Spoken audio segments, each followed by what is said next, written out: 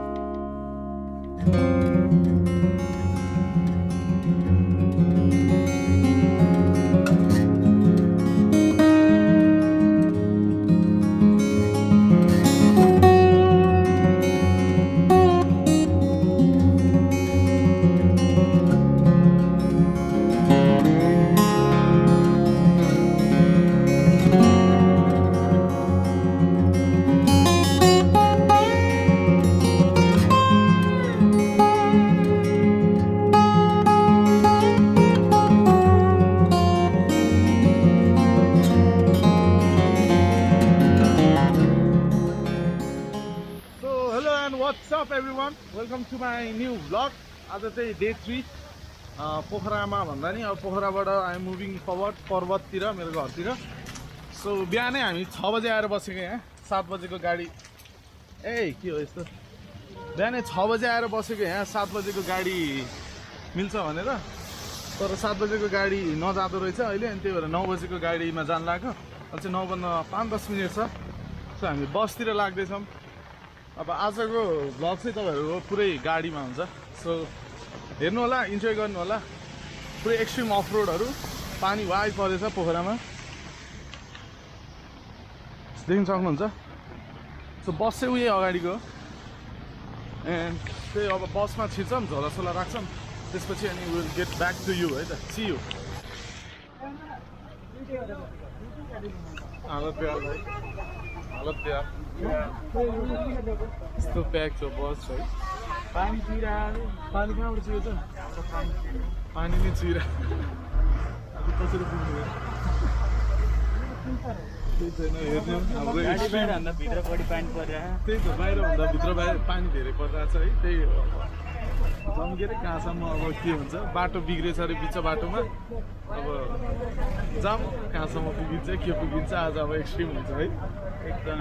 Bike ल्यायो भने त आज त हालत बेहाल हुन्छ तर ठिकै गऱ्यो बाइक नल्याएर। डिसिजन एकदम पर्फेक्ट। वेदरले चाहिँ सपोर्ट गरेको छैन आज। वेदरले केही सपोर्ट गरेन। हिजो बरु ठिक थियो है वेदर। हिजो टाइम पर्यो। यस्तो पानी परेर कति कति गर्थेन है। म त अब बाहिर हाल्दा बढी पानी भित्र परेन। म त बसमा पनि 2 वर्ष घर पनि म 2 वर्षपछि जानु लाग्यो। 2-2.5 वर्षपछि आवाज एकदम डिस्टर्ब भइरहेको छ कि ट्र्याक छ केही छैन। अब तपाईँलाई देखाउँला अब सकेसम्म बसभित्रबाट सुट गर्ने हो, खिचेर देखाउँछौँ है त। स्टे ट्युन्ड है।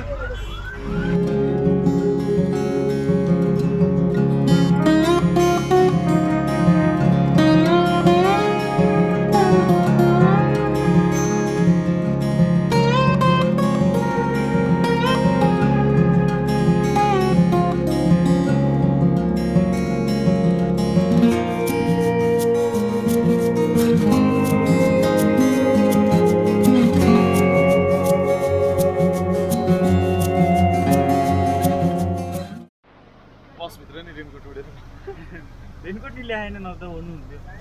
छाता उन्डियो बसभित्र चाहिँ रेनकोट उडेर जाने केही छैन। अब जाम कहाँसम्म पुगिन्छ होइन। अरू त त्यस्तै हो। क्यामेरा चाहिँ बचायो। क्यामेरा त बचाउने पऱ्यो आफू नबचाएर तर क्यामेरा बचायो। अनि आमा पनि भेटिनु भयो बसमा। मेरो काइली हजुरआमा भेटिनु भयो। हेर्दै गर्नु। टाइम चाहिँ टन्नै लाग्छ होला। टाइम लाग्छ है। बाटो नि बनेको छैन अरे। अब बाटो कतिखेर बन्छ त्यही हिसाबले हो। आज तपाईँहरू एक्सट्रिम अफरोड हेर्नुहुन्छ होला। आज हाम्रो दुःख। आज हरेक कुरा सुट गर्न खोजौँ है। आज प्रायः नेपालीको गाउँ जाने बेलाको कहानी यही हो। प्रायः नेपालीहरूको गाउँहरू जाने बेलाको दुःख कष्ट आज थाहा हुन्छ। कहानी है ल। यो कहानीमा जोडिनलाई अन्तिमसम्म हेर्नु होला, लास्टसम्म। आज पुरै नेपालीमा भ्लग आन है। नेपाली पारामा आज नेपाली ठाउँमा नेपाली गाउँठाउँमा गएर भ्लग हान्दियो। सो पनि होइन गाउँ पुगेपछि पनि आउँछ होइन भोलि डाँडा हेन त्यहाँदेखिको भ्लगमा निकाल्छु पार्ट गरेर आइरहेछ स्टे ट्युन्ड रमाइलो गर्दैन के काम हो र युट्युब हेर्ने हो घर बसेर मिस्टर एनके 250लाई सपोर्ट गर्ने हो त्यही नै हो सब्सक्राइब गर्ने हो है त पहिरोको इफेक्ट चाहिँ यु क्यान सी गाइज अगाडि पुरै जाम छ पहिरो पन्छौरो छ टाढासम्म छ यार हालत बेहाल भयो यार आज घर सर पुगिन्न यस्तो तालले केही पनि देखेको छैन क्या अगाडि म यी छाता ओढेर हिँड्दा छु पानी परै छ हिँड्दै अगाडि जाउँ है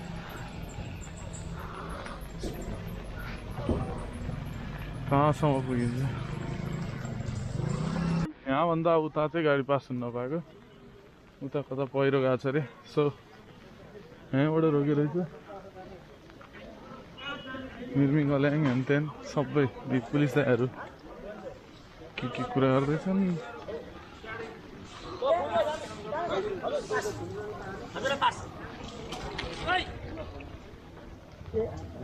भइदियो खुल्ने हाम्रो ड्राइभर दाइहरू अहिले के हुन्छ थाहा भइहाल्छ अब गइन्छ गएन भ्लगहरू चाहिँ गर्ने लास्टसम्म अनि थाहा पाइहाल्नुहुन्छ नि है त सी यो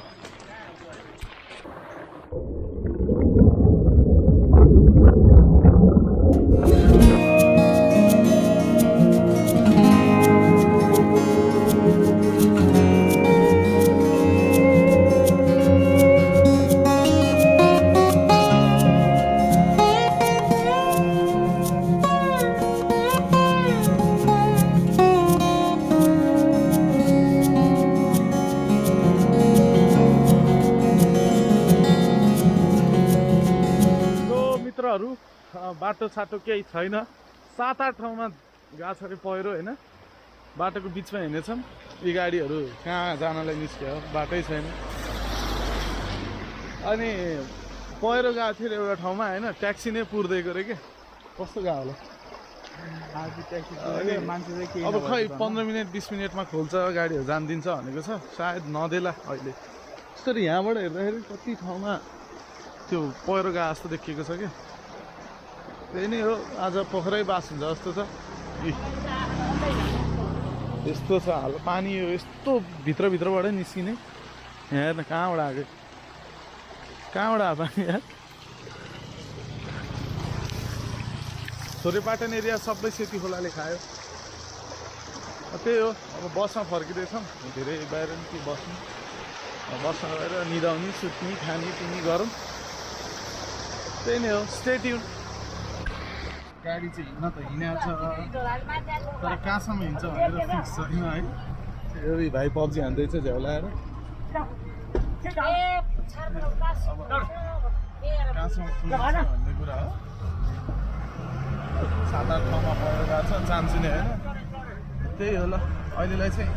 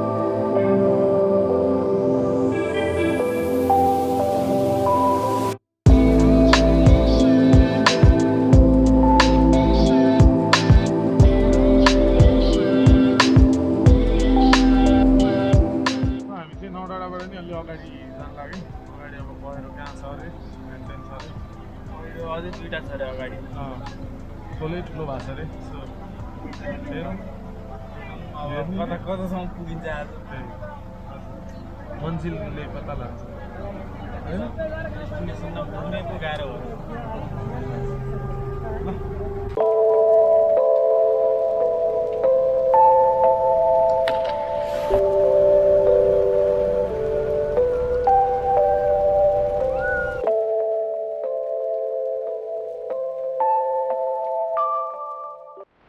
जान पहिरो पत्याउन हिँड्दै हो त्यहाँ हो कत्रो ठुलो ढुङ्गा छ है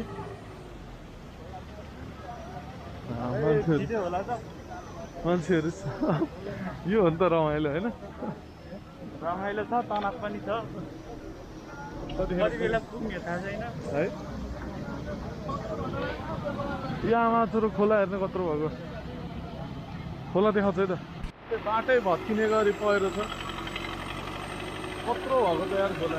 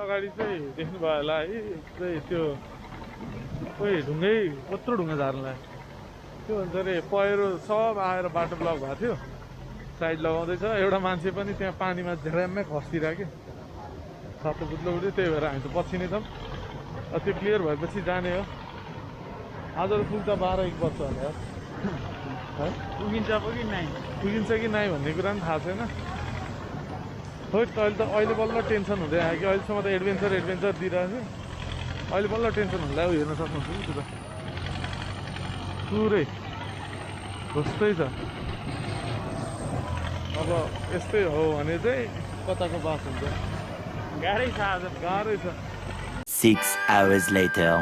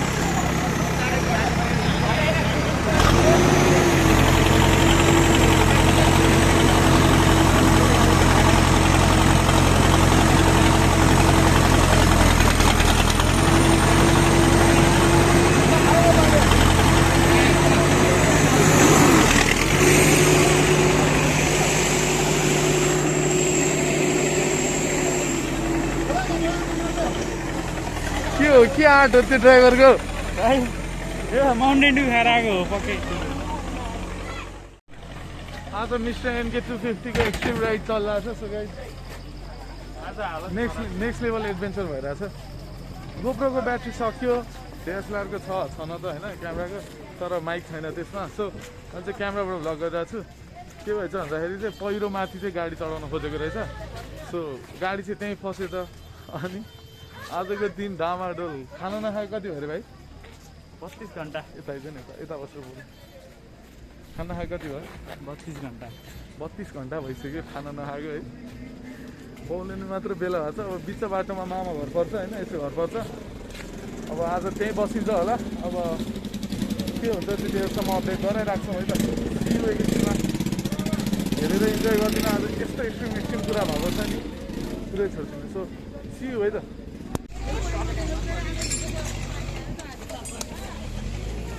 गाडी पनि बिग्रियो है लाग्नु लोदर लागिरहेछ भाइ गाडी पनि बिग्रियो बाटो पनि बिग्रियो कसरी पुग्ने थाहा छैन कस्तो मान्छे पनि अब बिग्रे सरह भएको छ होइन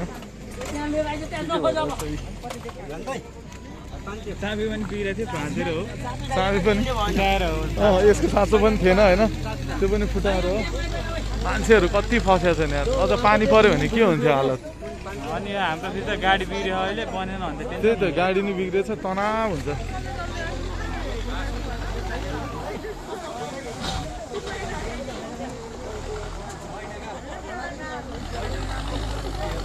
फेरि हाम्रो गाडी सबभन्दा अगाडि छ होइन सबै गाडी ब्लक गरिरहेछ कि हाम्रो याद गरिस् अरूलाई पनि तनाव हो तनाव